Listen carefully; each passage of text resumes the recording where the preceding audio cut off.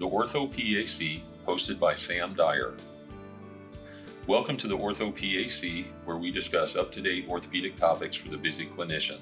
I invite you to sit back and relax as I attempt to fill in the gaps between education, current events, and real-world practice.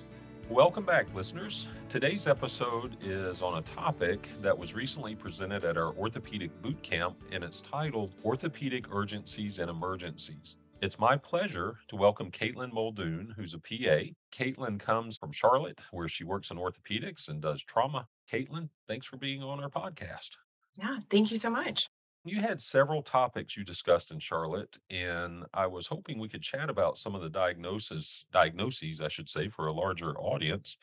And I'll just jump right in. Tell our listeners that we're going to talk about some different orthopedic urgencies and emergencies, including compartment syndrome, Flexor tenosynovitis, open book pelvic fractures, hip dislocations, knee dislocations, and supracondylar humerus fractures. And that is a whole lot of trauma.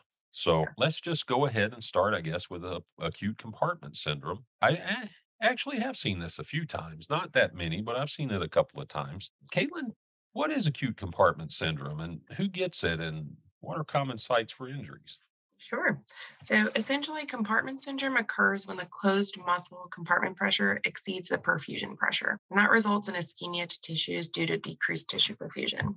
Anyone can get compartment syndrome, though younger patients, those between 12 and 19, tend to be more at risk. The most common way to get it is to endure trauma. That includes fractures, crush injuries, and gunshot wounds. Fractures, particularly diaphyseal, actually make up about 70% of cases on their own. Tight casts, dressing, extravasation of intravenous fluids, burns, post-ischemic swelling, bleeding disorders, and arterial injury are also common ways to get compartment syndrome. Got it. And, out of those things, I think it's really important, especially for our younger folks, to understand about getting a compartment syndrome in a cast. Mhm. If you cast an extremity early on, there's a good chance they're going to swell a lot. So it's not uncommon that you can do that, but you might want to even consider bivalving the cast and wrapping it before you send them out if you're worried about swelling. You can always put on a new cast later, but if they get swollen in there, I tell every patient that if you get swelling in this and your pain gets a lot worse, you got to go somewhere right away and bivalve this. If you don't tell somebody that and they have a compartment syndrome and wind up having problems, you're going to have some issues with that. So make sure to tell people that. And I'm glad you pointed that out. We talk about the P's. What are they? Pain, pallor, the weird word poikilothermia, and some others. You know what? If the extremity is cold and pretty much limp and no motor function, it's done. I mean, you might be able to get some back, but you really have to get to this early. That's really important. And the pain and pallor and pulselessness, some of the things come late. So you really want to diagnose it early. What are your thoughts on that? Absolutely. Compartment syndrome is a clinical diagnosis and time is tissue, so getting to it early is essential. I think having a high index of suspicion in cases where compartment syndrome is more likely is a good place to start. The first symptom is typically pain, but that's the presenting symptom for a lot of extremity complaints. We want to focus on pain that's out of proportion with the injury or that isn't being alleviated or is actually worsening despite repeated doses of analgesics. We want to evaluate these patients, and when they have pain with passive stretch, that's an important finding. Like you said, paralysis and pulselessness are also evidence of compartment syndrome, though they're pretty late findings. I used to have an attending who said that if the extremity is pulseless, you no longer have compartment syndrome, you have missed it. Among patients who can't communicate, such as those who are intubated and sedated, it can be really challenging to diagnose compartment syndrome. In those cases, the diagnosis can be made by using a device for intracompartmental pressure, which is then subtracted from the patient's diastolic blood pressure and gives you a delta pressure. If the delta pressure is under 30 millimeters of mercury, the patient has a compartment syndrome.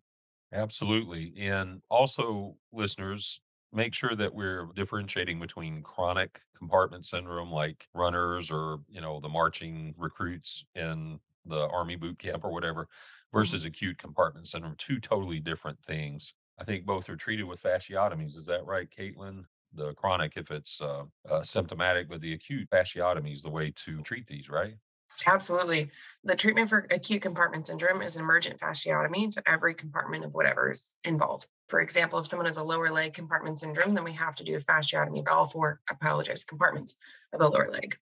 Got it. And if you haven't seen one of those, it's pretty long, broad incision. I mean, you got to release the fascia all the way up and down. So it's a pretty dramatic thing, but it saves the extremity. So, okay. Flexor tenosynovitis. I've seen a few of these working through an orthopedic urgent care. In my experience, it's usually a paronychia that's gone bad, or somebody has a bite, or somebody that bites their nails. And, if you bite your nails, stop, you get paronychias and stuff. But what's your experience with this? I think cats are the number one risk factor for developing flexor teno, at least where I practice. Anyone's at risk, but those who are more at risk are those with diabetes or who are immunocompromised and who use intravenous drugs. Got it. Cats, humans, and then dogs. Those are the worst bites, if I remember in general. Tickling my memory banks Mhm. there. So, what labs do you order on these patients? Flexor Tenosynovitis itself is a clinical diagnosis. The lab work can be useful to aid the differential diagnosis of hand infections because often these present as painful and swollen. I would typically get a CBC for any leukocytosis or bandemia, a metabolic panel to evaluate renal status to guide treatment, to guide antibiotic therapy. And then an ESR and CRP can be helpful if they're negative, but because they're non-specific and elevation isn't diagnostic. The patient's septic from it, febrile, tachycardic, hypotensive, or lactic, and blood cultures would get added on. Let's talk about Kanavel signs. What are Mhm. Kanavel signs, and is there a criteria that you have to have so many positives before an IND, or is it just kind of a diagnostic guide? The Kanavel signs are a validated clinical decision tool to help diagnose this exact condition. Each of them themselves has a 91 to 97% sensitivity. And so, if there are multiple, it increases the likelihood that the condition is present. The earliest sign is pain with passive extension. And that, along with pain, tenderness to palpation in the tendon sheath, are probably the two most sensitive and specific. The other two include fusiform swelling or a sausage digit and fingers that are held in the flex position.